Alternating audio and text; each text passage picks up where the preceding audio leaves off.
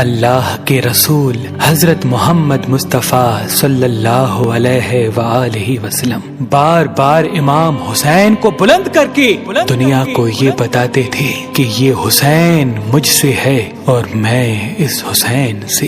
اے لوگو، اگر اس حسین پہ کوئی مشکل وقت آ جائے اور یہ تم سے مدد طلب کرے تو اس کا ساتھ دینا، کیونکہ یہ جنت کے جوانوں کا سردار ہے، میرا خون ہے، میری اولاد ہے۔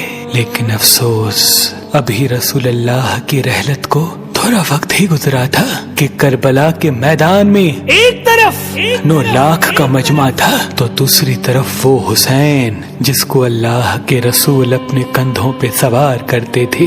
امام حسین علیہ السلام اپنے نانا کی امت سے بار بار کہتے رہے کہ کیوں میرا رستہ روکا ہے؟ اے لوگو، پہچانو، میں تمہارے نبی کا نواسا ہوں۔ کیوں 3 دن سے میرے بچوں کو پیاسا رکھا ہے؟ کیوں میرے عزیز و اقارب کو شہید کیا ہے؟ بتاؤ، کیا میں نے رسول اللہ کی شریعت میں ترامیم کی ہے؟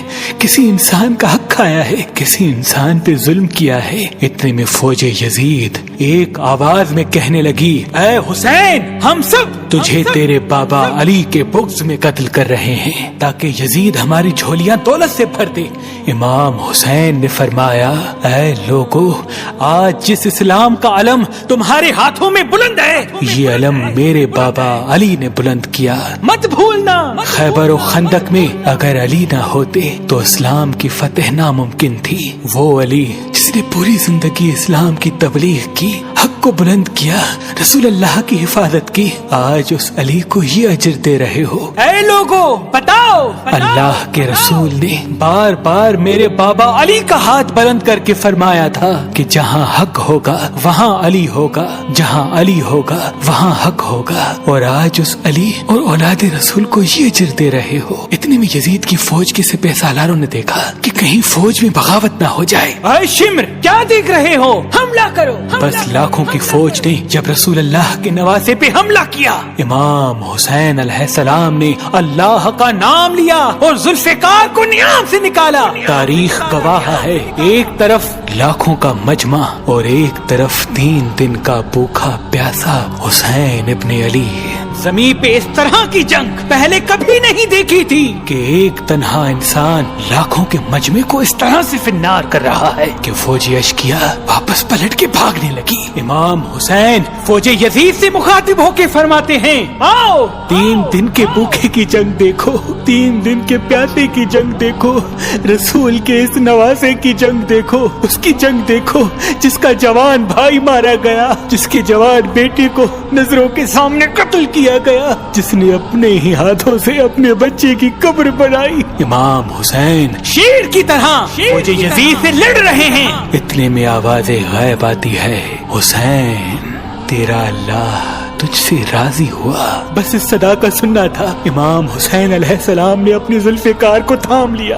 اتنی میں عمر بن سعد کہتا ہے، شمر، کیا دیکھ رہے ہو؟ یہ علی کا شیر ہے، اس کو مات دینا ناممکن ہے، جاؤ خیموں کو آگ لگا دو۔ بس کچھ ظالموں نے بیبیوں کے خیموں کو آگ لگا دی اور کچھ امام حسین کو دور سے تیر مارنے لگے۔ امام حسین کبھی بیبیوں کے خیموں کی طرف بڑھتے ہیں، کبھی فوج کی طرف جاتے ہیں۔ عمر بن سعد اور شمر نے فوج کو 4 حصوں میں تقسیم کر دیا اور یہ کہا کہ کوئی بھی حسین کے قریب نہ جائے، جس کے پاس جو چیز ہے وہ دور سے حسین کو مارے۔ جس کے پاس نیزہ تھا اس نے نیزہ مارا، جس کے پاس تیر تھے وہ تیر مارتا رہا، جس کے پاس برچیاں تھی وہ برچیاں مارنے لگا۔ تاریخ نے لکھا جس کے پاس مارنے کے لیے کچھ نہ تھا وہ کربلا کی کرب زمین سے مٹی اٹھا کے امام حسین کی طرف پھینکتا رہا۔ امام حسین کے جسم مبارک پہ ہزاروں زخم لگتے رہے، آپ کے جسم مبارک پر اتنے تیر تھے کہ آپ کا جسم مبارک نظر تک نہیں آ رہا تھا۔ بس جیسے ہی نواسا رسول گھوڑے کی زین سے زمین پہ آتے ہیں، فوج یزید جھومنا شروع کر دیتی ہے، لیکن اتنے میں وہ گھوڑا جس پہ آپ سواری کیا کرتے تھے وہ امام حسین کے چاروں طرف گھومنا شروع کر دیتا ہے تاکہ ان تیروں سے میں اپنی آقا حسین کو بچا لوں۔ وہ گھوڑا دوڑ ہی رہا تھا، اتنے میں عمر بن سعد نے کہا اے لوگو رکو، میں نے اپنی آنکھوں سے دیکھا تھا اس گھوڑے پہ اللہ کے رسول سواری کرتے تھے، کہیں تیر اس گھوڑے کو نہ لگے، اور یوں تیروں کو چلانا بند کیا گیا۔ افسوس ہے ان لوگوں کو اس گھوڑے کا تو احترام معلوم تھا جس پہ رسول اللہ سواری کیا کرتے تھے، لیکن اس حسین کا احترام بھول چکے جن کو اپنے کندھوں پہ سوار کر کے امت کو دکھایا کرتے تھے۔ بس امام حسین علیہ السلام زمین کربلا پہ اپنا سر رکھ کے اللہ کا شکر کر رہے ہیں، اور وہاں فوجی یزید کے مختلف سپاہی امام حسین کا سر کاٹنے کے لیے قریب آتے ہیں۔ جو بھی قریب آ کے امام حسین کے سر کو دیکھے تو اسے امام حسین کے چہرے میں رسول اللہ کا چہرہ نظر آئے اور وہ چیخ کے دور چلا جائے۔ اتنے میں شمر کہنے لگا یہ کام مجھ سے ہی ہونا ہے۔ جیسے ہی شمر نے خنجر امام حسین کے گلے پہ رکھا تو وہ دیکھے امام حسین کے لب ہل رہے ہیں۔ اس نے سوچا ہم نے حسین کا پورا خاندان قتل کر دیا، 3 دن تک حسین کے بچوں کو پیاسا رکھا، شاید حسین ہمیں بد دعا دے رہے ہوں گے۔ سننے کے لیے کان قریب کرے تو کیا سنے، امام حسین علیہ السلام اللہ کی دربار میں اللہ کی نعمتوں کا شکر کر رہے ہیں کہ اے اللہ تیرا شکر ہے کہ اس عظیم امتحان کے لیے تو نے اس حسین کو چنا۔ اتنے میں امام حسین نے آنکھیں کھولی اور شمر سے کہا اے شمر کیا تو نہیں جانتا میں رسول اللہ کا نواسا ہوں، جنت کا سردار ہوں، حق پہ ہوں، بے جرم ہوں۔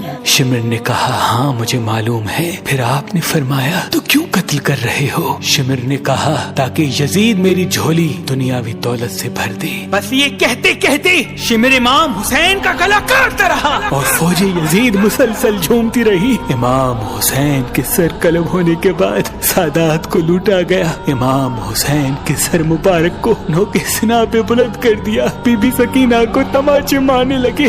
رسول اللہ کی نواسیوں کے سروں سے چادر کو لوٹ لیا اور امام حسین کے جسم مبارک کی توہین کرنے لگے۔ تاریخ نے لکھا امام حسین کے جسم پر جو جو چیزیں تھیں ان کو لوٹنے لگے۔ اتنے میں ایک شخص امام حسین کے جسم کے قریب آیا۔ امام حسین کے ہاتھ میں ایک انگوٹھی پہنی تھی، اتارنے کی کوشش کی نہ اتری، وہ انگلی کاٹ کے انگوٹھی لے گیا۔ آپ کے جسم مبارک کو رسیوں سے باندھ کے کربلا کی گرم زمین پہ ادھر سے ادھر پھرایا گیا۔ اتنے میں عمر بن سعد نے کہا اے شمر حسین اور اس کے ساتھیوں کی لاش کا وہ حشر کرتے ہیں کہ رہتی دنیا تک کوئی بھی یزید کے خلاف آواز نہ اٹھائے، سب کے جسم سے سروں کو کاٹ لو اور سب کی لاشوں کو پامال کر دو۔ زمین کربلا گواہ ہے، کہیں سے کوئی قبیلہ اٹھ کے آتا ہے اور کہتا ہے کہ ہم حر کی لاش کو پامال ہونے نہیں دیں گے، کہیں بی بی ام لیلا کا قبیلہ آ کے کہتا ہے کہ ہم علی اکبر کا لاشا پامال ہونے نہیں دیں گے، کہیں بی بی رباب کے قبائل کے لوگ کہتے ہیں ہم علی اصغر کا لاش پامال ہونے نہیں دیں گے۔ ایک ایک شہید کی لاش پامال ہونے والی جگہ سے ہٹائی گئی۔ تاریخ گواہ ہے صرف رسول اللہ کا اکیلا نواسا کربلا کی گرم زمین پہ پڑا رہا اور مغرب کے گھوڑے مشرق کی طرف، مشرق کے گھوڑے مغرب کی طرف دوڑتے رہے۔